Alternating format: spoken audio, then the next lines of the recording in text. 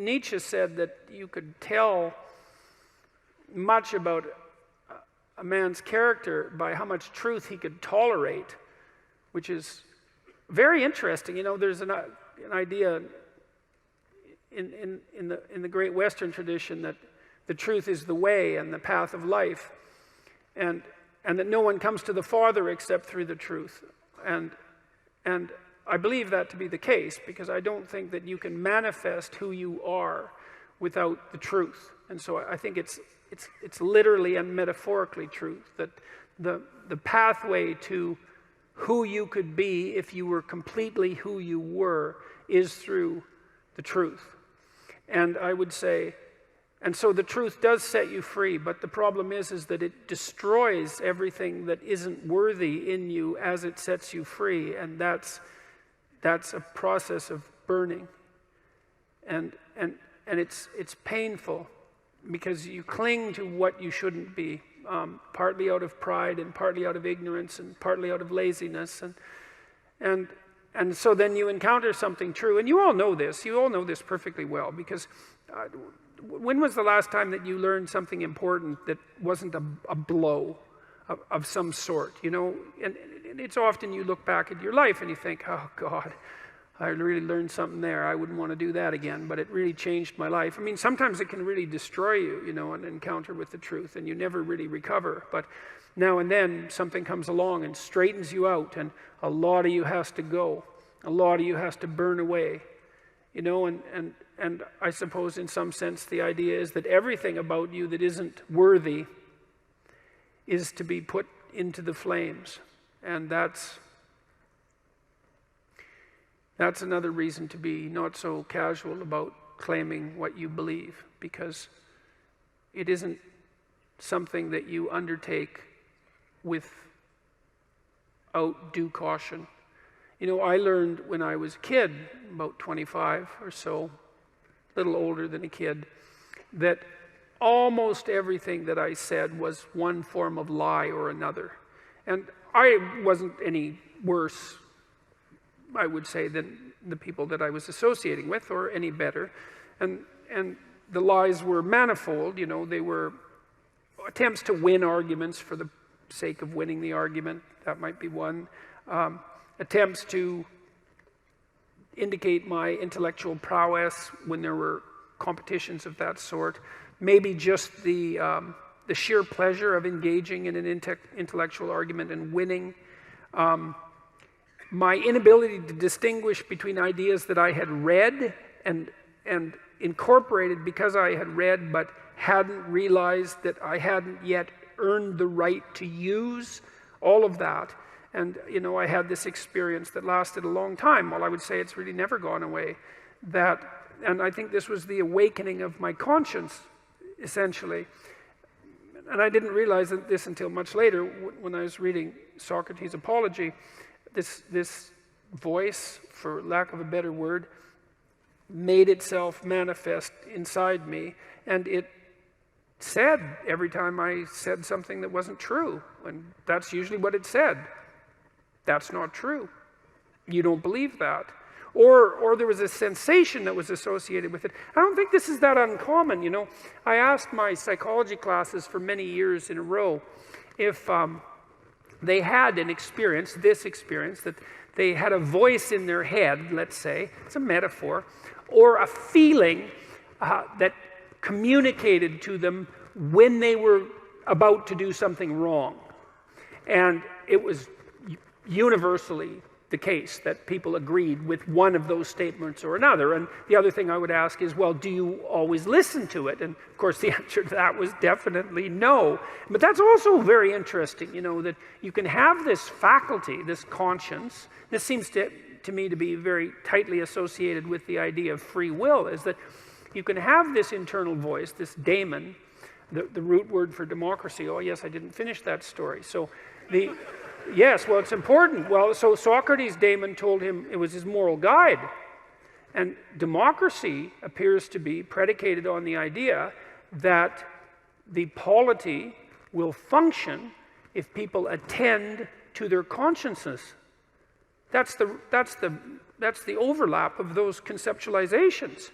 And that's a well, first of all, I think that's the case, you know, and it makes a certain amount of logical sense. I mean, if we assume that the political state is something like the emergent consequence of the decision of all its citizens, we would assume that the wiser the decisions of the citizens, the more upright and functional the state.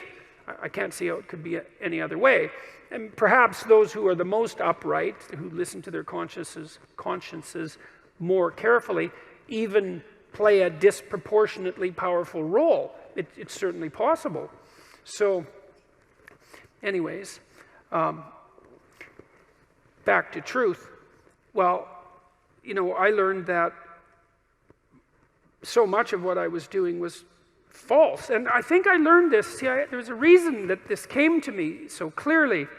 I was trying to understand why people did terrible things. And I was really concentrating on the terrible, terrible things that people do. And I was interested in Auschwitz, for example, and not as a political phenomenon, but as a psychological phenomenon. I was curious about how you could be an Auschwitz guard. And I wasn't really curious about how you could be one, because, well, you could be one, of course. I was more curious about how I could be one, being such a good person as I thought I was. But I also knew that many people did many terrible things during the 20th century, and the idea that I was somehow better than them, or that I should assume a priori that I was better than them, and that I wouldn't have made the same choices or worse had I been in the same situation, was a very, very, very dangerous supposition. And in fact, a sufficiently dangerous supposition to bring about the very danger that I assumed was worth avoiding. I had this idea, you know, that what had happened, especially in Nazi Germany, but also in the Soviet Union, shouldn't happen again. That what we needed to do, because of what happened in the 20th century, especially because we also managed to create hydrogen bombs, that we had become so technologically powerful that there wasn't time for that anymore, that time for that was over, and that we really needed to understand why it happened, and that perhaps we could go deep enough in that understanding, which is, I think, what happens when you go deep into understanding, so that you could stop it. Because if you understand a problem, maybe you can solve it, you know, and at least in part, I came to believe that the problem was, as Solzhenitsyn said, that the problem is that the line between good and evil runs down every human heart. And I was reading Jung at the same time, you know, and he believed that the human soul was a tree whose roots grew all the way to hell, and believed also that in the full investigation of the shadow, which was the dark side of the human psyche, was that it was bottomless, essentially, that it was like an experience of hell. And that also struck me as true. And that the way to stop those sorts of things from happening was to stop yourself from being the sort of person who would do it, who would even start to do it. Because the other thing you learn when you learn about atrocities of that sort, you could read Ordinary Men, by the way, which is an unbelievably great study of exactly this sort of phenomenon. It's on my book list on my website. It's about a group of German policemen who were turned into brutal murderers over a period of months when they went into Poland after the Germans had marched through. And they were just ordinary middle-class men. And they weren't forced into this by their leadership, by the way, either, which is one of the things that makes the book so interesting.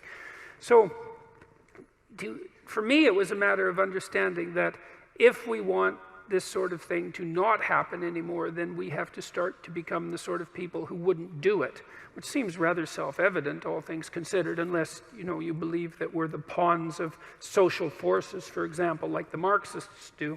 And I don't believe that, because we're also the creator of social forces. And we're also capable of standing up to social forces, because I would say the individual is more powerful than the social force, all things considered, interestingly enough, that the way to stop such things from happening, the way to remember properly, is to understand that you could do it, that you could do those terrible things, because the people who did them were like you.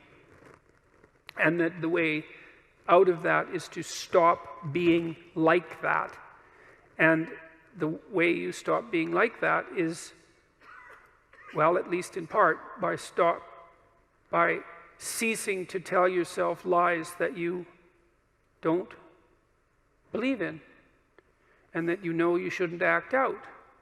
And, you know, and that's made a huge difference in my life, for better or for worse. I mean, it was a very uncanny experience, I would say, because it's very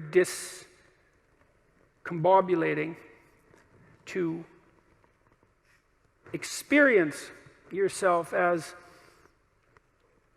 fragmented enough so that much of what you do and say is actually false. It's a lot of work to clean that up, a lot. But the consequences are, in principle, worthwhile.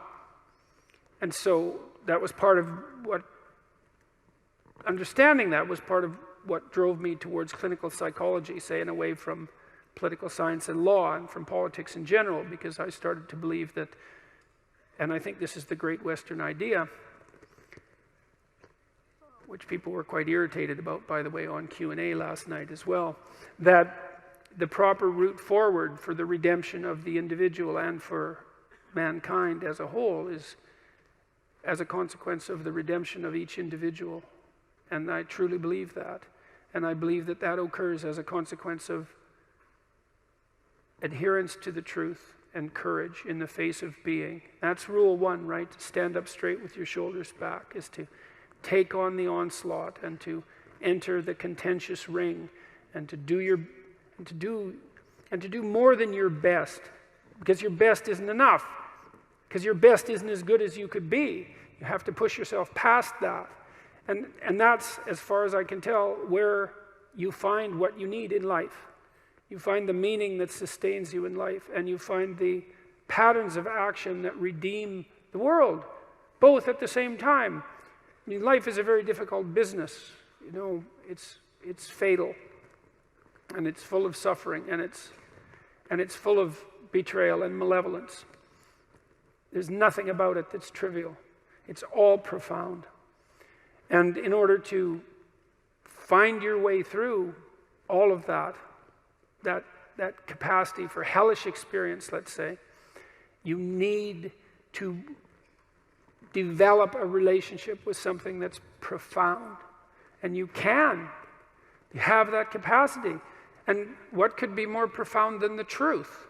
And what would you rather have on your side?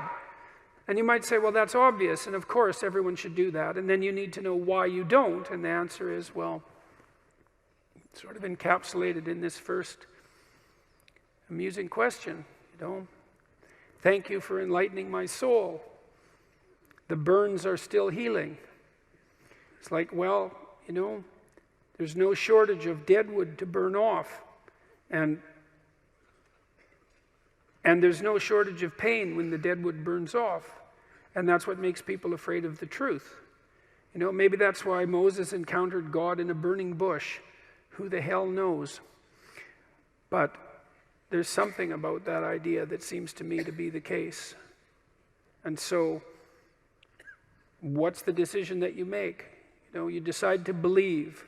You know, it's a risk, an existential risk. It's an act of faith. You believe that the truth can set you free. You believe that people have an intrinsic divinity about their soul. You decide that you're going to live in that manner and that you're going to let everything about yourself that isn't worthy of that goal die. And that might be almost everything that you are. And that's a terrible thing to contemplate. The only thing that's worse, I would say, is the alternative. Because the alternative is the sorts of hells that we managed to produce around us and that we produced with particular expertise during the totalitarian regimes of the 20th century. And it would be a good thing if we decided collectively and individually not to go back there again. Thank you.